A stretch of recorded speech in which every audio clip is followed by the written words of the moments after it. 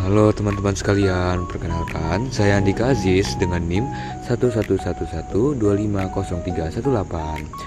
Di video kali ini saya akan membahas mengenai bahasa baku dalam kehidupan sehari-hari dalam rangka UTS mata kuliah Bahasa Indonesia dengan dosen pengampu Bapak Dema Tesniadi MPD. Oke, jadi untuk yang pertama, apa sih pengertian bahasa baku ini sendiri? Jadi, bahasa baku itu adalah bahasa yang digunakan dalam kaidah bahasa Indonesia yang benar, mulai dari ejaan, tata bahasa, sampai pemilihan kata. Biasanya bahasa baku sendiri digunakan dalam situasi resmi seperti di sekolah, di kantor, ataupun dalam karya tulis ilmiah. Dengan menggunakan bahasa baku, komunikasi kita bisa menjadi lebih jelas, sopan, dan mudah dipahami oleh semua orang di Indonesia. Nah, di slide selanjutnya ada tujuan bahasa baku. Apa sih tujuan bahasa baku itu sendiri? Jadi tujuan bahasa baku adalah menyeragamkan cara berbahasa di seluruh Indonesia. Selain itu, bahasa baku juga menjaga kejelasan makna, menunjukkan sikap sopan dan terdidik, serta menumbuhkan rasa bangga terhadap bahasa Indonesia sebagai bahasa persatuan. Selanjutnya, apa sih fungsi bahasa baku itu?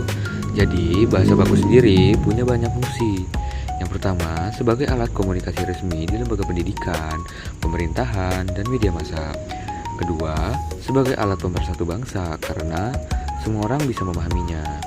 Dan yang terakhir, bahasa baku mencerminkan kecerdasan berbahasa seseorang serta menjadi dasar dalam penulisan karya ilmiah dan surat resmi.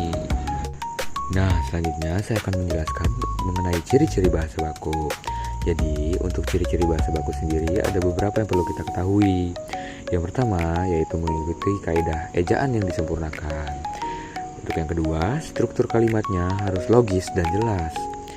Dan yang ketiga, pilihan katanya tepat dan tidak dipengaruhi bahasa daerah ataupun bahasa gaul. Untuk contohnya sendiri, saya ada beberapa contoh seperti kata telepon itu baku, sedangkan untuk kata telepon itu bisa dibilang tidak baku. Begitu juga dengan kata apotek yang sering salah disebut menjadi apotik. Selanjutnya saya akan memberitahu mengenai contoh bahasa baku dan tidak baku. Ada beberapa contoh yang saya cantumkan di dalam PPT saya ini. Seperti karena yang seharusnya ditulis dengan karena, lalu ada resiko yang seharusnya ditulis dengan risiko. Ada juga TV yang seharusnya ditulis dengan televisi. Nah, dan yang contoh-contoh lainnya. Dengan membiasakan bentuk baku, bahasa kita jadi lebih rapi dan enak untuk dibaca. Kalau penggunaan bahasa baku sendiri, bahasa baku digunakan dalam surat resmi, pidato, laporan, dan karya ilmiah. Namun, dalam situasi santai seperti berbicara dengan teman, kita boleh menggunakan bahasa tidak baku, asalkan tahu kapan waktu yang tepat untuk menggunakannya. Jadi, yang terpenting adalah menyesuaikan konteksnya. Selanjutnya, saya akan menjelaskan dampak tidak menggunakan bahasa baku itu sendiri. Kalau kita tidak menggunakan bahasa baku, akibatnya bisa cukup fatal. Seperti pesan bisa disalahpahami, terkesan tidak sopan orang lain, dan mencerminkan kurangnya kemampuan berbahasa yang baik. Selain itu, sulit bagi kita menulis karya ilmiah atau surat resmi dengan benar. Nah, ada juga nih manfaatnya. Apa sih manfaat membiasakan bahasa baku itu sendiri?